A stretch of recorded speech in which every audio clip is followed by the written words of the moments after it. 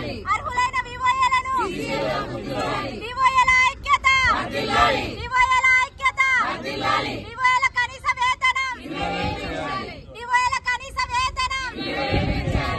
ఈరోజు ముస్తాబాద్ మండల కేంద్రంలో ఏదైతే గత 8 రోజులుగా జరుగుతున్నటువంటి వివోఏలు వారి యొక్క డిమాండ్లు, వారికి కనీస వేతనం కల్పించాలి, మరియు ఉద్యోగ భద్రత కల్పించాలి, మరియు ఆరోగ్య భద్రత కూడా కల్పించాలని చెప్పి డిమాండ్ చేస్తున్నారు.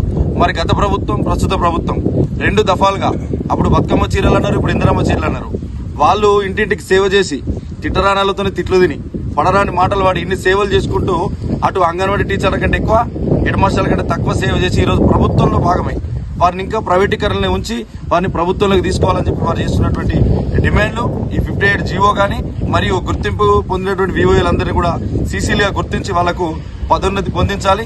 మరి కనీస వేతనం ఈరోజు ఉపాధి పనికైన కూలీ గంట సేపు పనిచేస్తే 4 గంటలు పనిచేస్తే 200 రూపాయలు వస్తున్నాయి.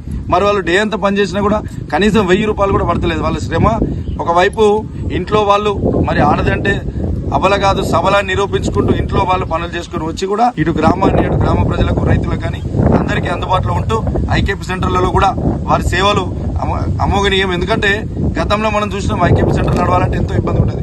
ఈరోజు మహిళలు దాన్ని ఛాలెంజ్ గా తీసుకొని రెట్టింపు వేగంతో ఈసారి జిల్లాలో మహిళల సంఖ్యతో పాటు ఈ ఐకేపీ సెంటర్ నడిపిస్తున్న వాటిలో మహిళలే ముందంజలు ఉన్నారు. అంటే వారి సేవను గుర్తించి ప్రభుత్వం ఇన్ని రోజులు కూడా, ఈ 2 ప్రభుత్వాలు కూడా వారి యొక్క శ్రమను దోపిడీ చేసినాయి. మరి ఏదైతే ఈరోజు భారతీయ జనతా పార్టీ ముస్తాబాద్ మండల శాఖ తరఫున మేము డిమాండ్ చేసేది ఏంటంటే, వెంటనే వారి యొక్క డిమాండ్లు ఏవైతున్నాయో ఆ డిమాండ్లను కూడా నెరవేర్చాలి. గుర్తింపు పొందిన వాళ్ళందరికీ ఆ పదోన్నతులుగా వాళ్ళకి గెజిటెడ్ గా చేయాలి. మరి ఆ తర్వాత 20,000 శాలరీ ఒకటి ఉన్నది.